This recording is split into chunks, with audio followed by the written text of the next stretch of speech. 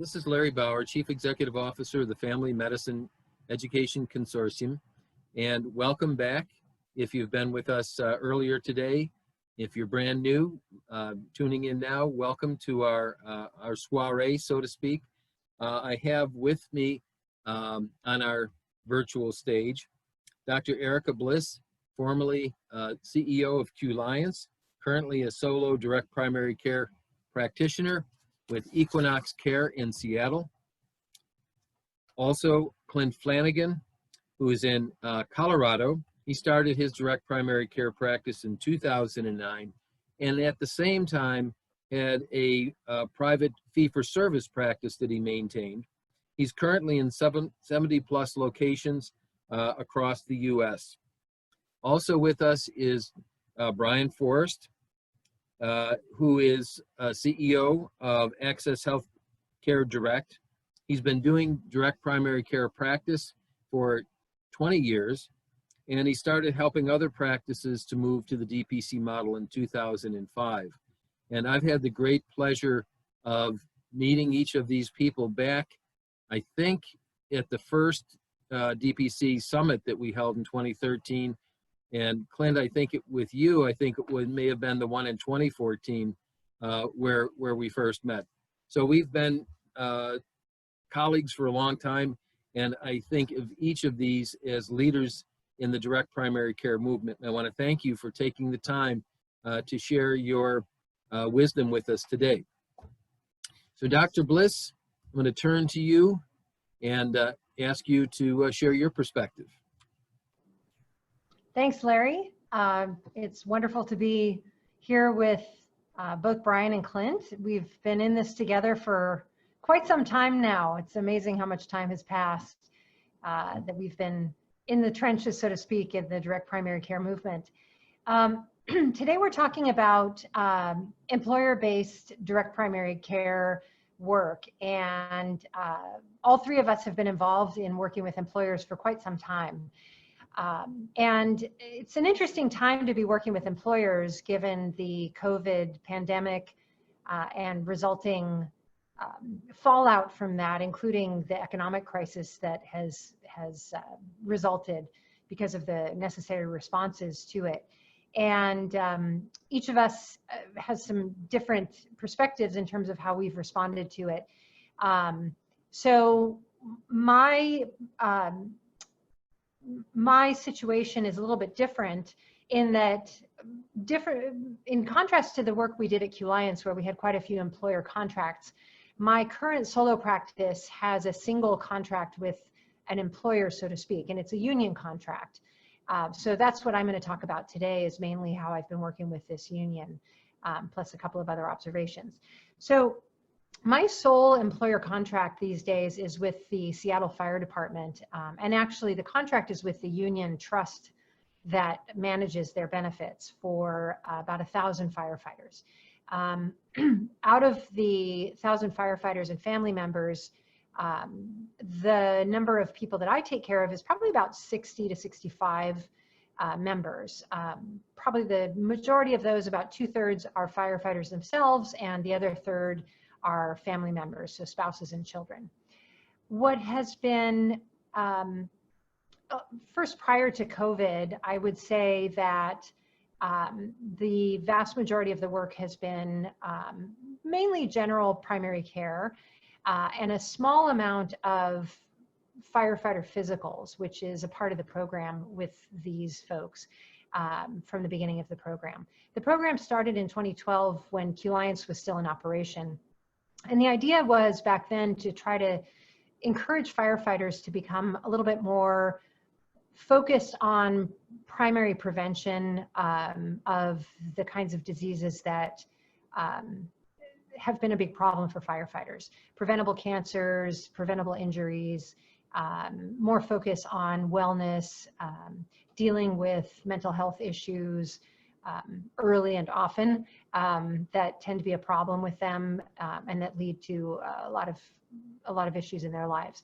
And it's kind of interesting now, 8 years later, it's hard to believe it's been that long. I see the whole program bearing fruit. The firefighters that I take care of now, this many years later, are so much more focused on taking care of their health. They're much more proactive about their cancer screenings. They're much more knowledgeable about their health.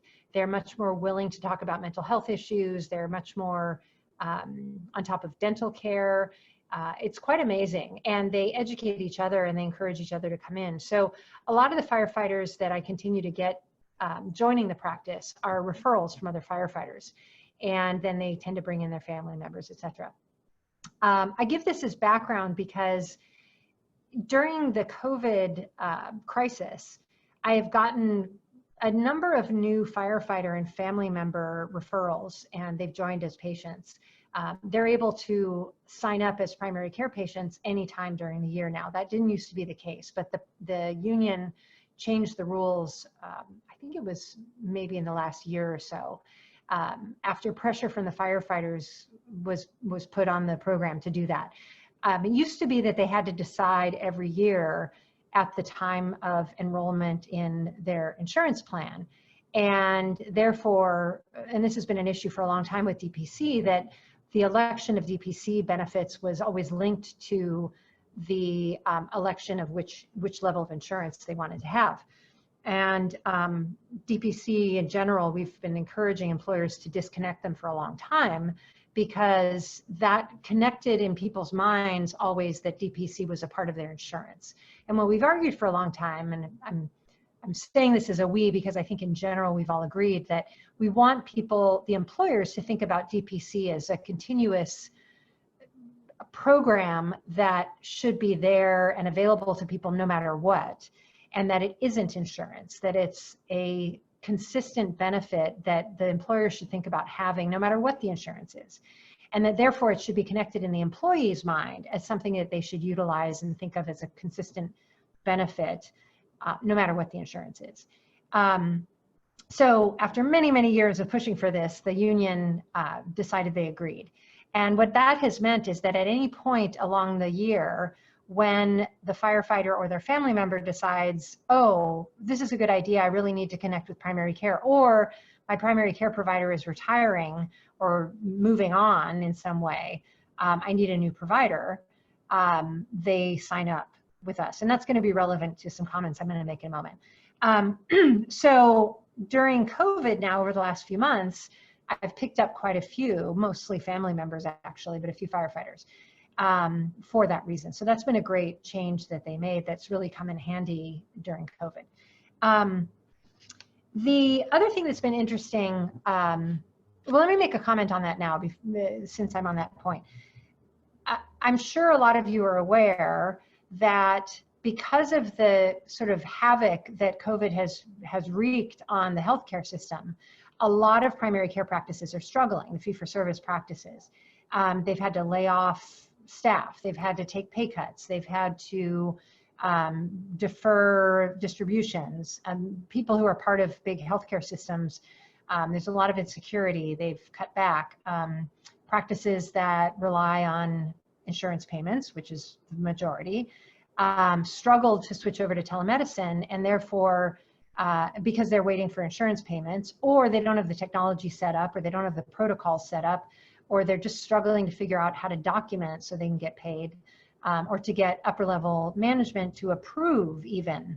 Once they get everything set up, I've talked to some colleagues where they've got all the video set up and everything, and they can't get approval to just do video visits, even though everything is ready to go. So this has driven a lot of primary care providers into early retirement. And so several of the patients I've gotten over the last few months, both individuals and from the firefighters group, have told me that they got sudden news that their doctors are retiring, and they give them 30 days notice and they've got to find a new doctor.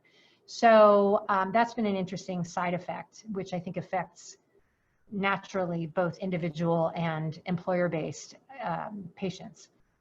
So having them have the ability to sign up throughout the year is super important for that reason. Getting more specifically into COVID, this caught everybody by surprise, and the firefighters, even though they're first responders, were no exception. The fire department was actually the whole city apparatus was extremely slow to respond to this. And so I had firefighters who were calling me and saying, I just found out that I was exposed on a call, and they were not provided quickly with PPE. So they were going into calls without proper protection. And then they would find out, well, this was a COVID patient that we took to the hospital, and what should I do? And like most of us, I was scrambling and looking things up and trying to figure out what am I supposed to do? And my lab notified me on a Thursday, okay, we have COVID testing available, use this particular swab. And I had a few nasopharyngeal swabs, and put it in this medium and send it to us, and here's what you do. So literally Friday, I said, okay, good, you can come in tomorrow morning. And this was when nobody was set up for testing, and it was a big, big scramble. I said, come in tomorrow. Okay, meet us out in front in your truck. Don't get out. We will call us when you're there. We're going to come out and in full PPE with our stuff. And, he was coughing and all this. It was awful. And what do you know? It's a windy day. It's never windy in Seattle. So we go out there, it's blowing with wind, it's freezing, and for Seattle, not to complain for you folks who really live in cold places. And we're trying to and I have my coat on over my PPE, over my gown, which is dumb. Like, of course, now I'm gonna contaminate my whole coat.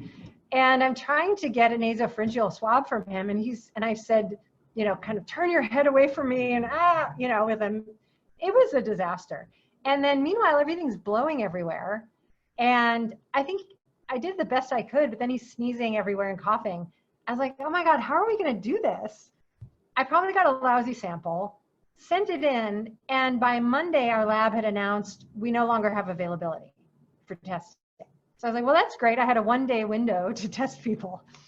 So after that, I've got other people contacting me, and I'm like, well, that's it. I'm tapped out, and so scrambling to figure out who else can test. Thankfully, after that, within 2 weeks, I had no more requests from firefighters, thank God. After that, I think it was like 2 or 3 weeks, finally the fire department said, we better set something up. And I can't remember now how long it was. It felt like a long time. They set up as a site for testing so they could have the firefighters go through and get tested if they had been exposed or thought they'd been exposed. And around that time, they finally were able to muster up the PPE so that they could go fully dressed to all calls. Then I had firefighters, and I was checking in with them, and they said, it's really difficult to figure out how to go into these calls fully dressed. But they were sort of getting the hang of it. So anyway, it was very interesting hearing from them. So I'm just thankful that I have a DPC practice and was able to work with them mostly remotely. And then it was just kind of interesting getting all the feedback from them about what's going on in the community. That was very, very helpful. So it's been a fascinating time working with them. I worried, final comment I'll make is I worried a little bit that if things at some point go downhill and city funding or anything like that is compromised, that they do represent a pretty large proportion of my patients. It's probably about 18%. And so if that contract gets pulled, I'm going to experience pretty significant hardship with my practice. So it's not like it's the majority of my practice, but that would be definitely an issue. So I'm glad that other parts of my practice are growing, which nowadays is a blessing compared to the rest of primary care. And that's not the topic of our discussion today, but I'll kind of leave it at that. All in all, it's been really interesting. I think union contracts are incredibly valuable right now, depending on municipal unions, I'll say, in things like first responders, because that's a pretty stable. Police may not be so stable going forward. Firefighter is definitely stable. I highly recommend it, a great group to work with. And I'll leave it at that for now.